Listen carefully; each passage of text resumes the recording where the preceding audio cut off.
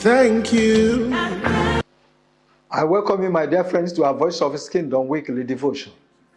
Today we shall be looking at the book of Exodus chapter 3 from verses 7 to 10. Let's read the text together, my friends. The Lord said, I have indeed seen the misery of my people in Egypt.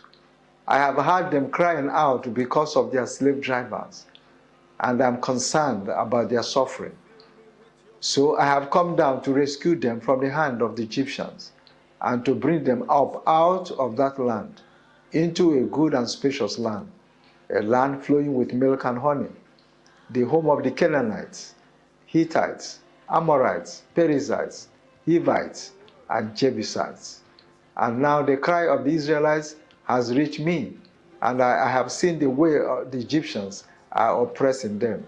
So now go, I am sending you to Pharaoh to bring my people, the Israelites, out of Egypt.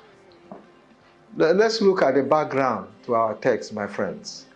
In the last chapter, we saw that the Israelites continued to groan in their slavery, but God remembered their suffering and the covenant He made with Abraham, Isaac, and Jacob. Moses had lived in Midian for 40 years before his encounter with God in this passage. So God appeared to him in the burning bush and spoke to him from the fire in chapter 3, verses 3 and 4. It's interesting that Moses, who tried to, in his own strength, to deliver Israel from the bondage of the Egyptians in chapter 2, now tried to renege when God called upon him to go to Egypt and deliver the same Israelites. He said to God, who am I to go to Pharaoh? However, God calls Moses out of the fire and commissions him to return to Egypt and bring the Israelites out of slavery to the land He had promised their fathers, Abraham, Isaac, and Jacob. He introduced himself to Moses as the I am who I am, and promised to stand by Moses in this assignment. Now, what are the key lessons from our text? Number one, we cannot carry out God's assignment in our own strength or power. Anyone genuinely called by God comes to this realization. So Moses said to God, who am I that I should go to Pharaoh and bring the Israelites out of Egypt?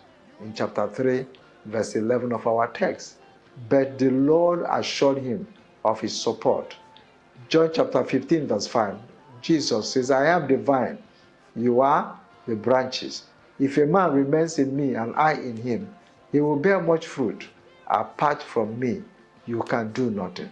So, whatever assignment, that's number two now, whatever assignment God gives to any one of us to carry out for him is usually bigger than the messenger. That's for sure. This makes it imperative, therefore, that we learn dependence on God.